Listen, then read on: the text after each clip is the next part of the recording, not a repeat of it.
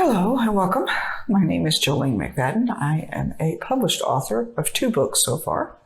The first one is The Insider's Guide to Campground Hosting in Florida Parks. The second one is about the top 10 free ways to market your book.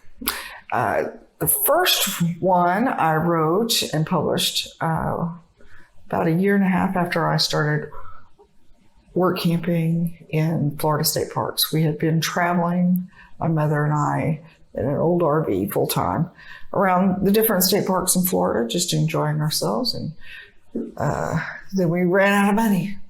And the easiest way to not have to pay camping fees is to volunteer, because most state parks that have campgrounds or a volunteer village of some sort will allow you to stay anywhere from 2 to 4 months in exchange for 20 hours or a little bit more a week for your service. And then the rest of the time is up to you. You do with as you will. I have been trying to get more people to volunteer during the summer months because, in Florida, especially natives, we can take the heat a lot more than some of the snowbirds, however you want to call them, who come down every winter for the 4 to 6 months. And they usually take all the good work camping spots. But natives who work during the summer and get a good reputation will also receive preferential assignments in the winter months. If you're a little bit more flexible, you can probably fill in for some of the ones who had to beg out at the last minute. And it makes it fun, interesting. You just never know. You could be cleaning toilets or picking up trash, empty trash cans, riding the trails on the 4-wheel drive gators, sitting in the ranger station in the front, cleaning cabins, helping the biologists do bird counts, and opening and closing gates. We've done painting, we've built cabinets and shelves, and we've helped with festivals, and we even got dressed up in old-timey costumes and taught several different old Florida crafts to children's groups. My book is available on an ebook and paperback. I am trying to get it put in, I'm updating it now because it is first published in 2014. Most of the information, 95% of the information inside the book is still current, except for probably the contact person. Alrighty. We are currently located at Manatee Springs State Park, and I'm going to read you the quick information that we have about the park for those who's wanting to volunteer. Right now, we are currently filming in Hickory Campground, which is closed because they are renovating the bathroom over there, and hopefully putting in a better hot water system. Because last time we stayed here was several years ago, but there was absolutely no hot water, and the bathrooms were teeny tiny. The showers felt more like cells. So I am going to read to you the information that I have. Now, the volunteer coordinator, of course, has changed since I wrote the book. So I'm taking all those informations out. I will have the park information and main phone number and the current website information. So all you have to do is just call, and they will give you the updated information. Okay, Manatee Springs State Park is in District 2. Number of campground hosts, when I wrote the book, was 3. Right now, there will be 4 in the Magnolia campgrounds, which is 2 sides now. The Hickory campground, once it opens, will also have 2. So that's a total of 6 campground hosts. They have 7 park host sites, and I took pictures of the volunteer village, and I'll include those in a post on my website if you're interested. But generally speaking, those people work on the trails, the primitive campgrounds, cleaning those up once the groups have left, and works at the ranger station.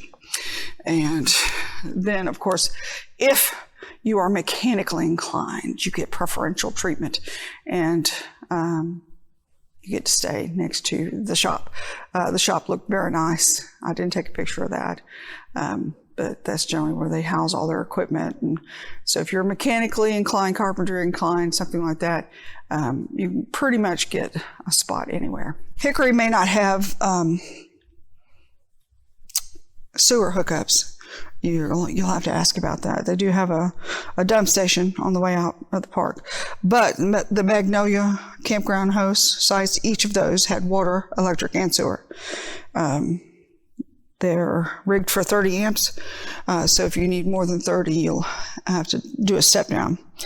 The basic length limit, except for probably in the village, is 40 feet. They do have a laundry, which is very nice. They provide firewood and ice probably in the shop. They require 20 hours a week, like most state parks, and you can stay anywhere from 2 to 4 months. And of course they need help every late spring to early fall. The second book, Top 10 Ways to Market Your Book for Free. This came about when I was a guest speaker at the beginning of COVID, our first digital conference. They asked me beforehand, I was supposed to do a regular meeting, to talk about the ways you can advertise yourself as a writer and your books that you don't have to pay for. And so I came up 10, at least 10, I know of off the top of my head. So I created the presentation, I gave it, and I recorded it and uploaded it to YouTube for a little while. And then I said, well, what the heck, I might as well write a book. And it has all that information, plus a little bit more. And it gives you space to write your own tips down if you have some information or some ideas of your own. They're well known, but they're just not done. Most self-published authors have a lot to do. They're trying to wear too many hats. But if you can at least do these 10 things, especially North Florida writers, because one of the tips is about free advertisement from me. And I have a website for that called the North Florida Writers Tour.com, where I write a featured article for any North Florida writer that is published and is willing to record a 30-second video answering one of the interview questions and then typing up your response to the other 5. So I would be glad to feature you. That's one of the ways that you can get your name out there, is to ask other bloggers to feature you, to write articles about other writers, kind of an exchange sort of thing. Give honest reviews about your reading. And for me, the tour is strictly informational and fun. I put the 30-second to 1-minute videos on my YouTube channel, and I share it on the article. And then, of course, the links are there so that you can share it with your social media. One of my biggest pet peeves, though, is, and one of the top 10 things that I talk about, is filling out your author profile, especially on Amazon. You're given a free Author Central page to connect all of your books, your blog, to add videos to post to once a month, and every time you publish your book, you add it to your Author Central. You put a nice professional photograph of yourself on there. Or I know some authors are writing under pen names, and they've created a persona, an avatar, even an avatar, so long as it's your avatar that you paid for and you put on your website and your Facebook page, and it represents you, fine, use that one. I don't care. But at least fill it out, the biography, something fun about yourself, so that your readers can get to know you as a writer just a little bit better. That's the first thing that I look for when I go find a book that I want to read. I check out the author's profile page. And if they have a website, I always go over and look and maybe read a little bit. If they have a blog, I try to read some articles. And after I read any book, I always try to put a review on Google, Goodreads. That is another great place. It's a free service. It's all about writers and readers. You go in, you spend a little time. Yeah, it takes time to do it, but you fill in your profile, you attach your blog if you have one, you link all your social media pages and all of your books. You go in and you write reviews of other writers. Honest reviews, are always nice.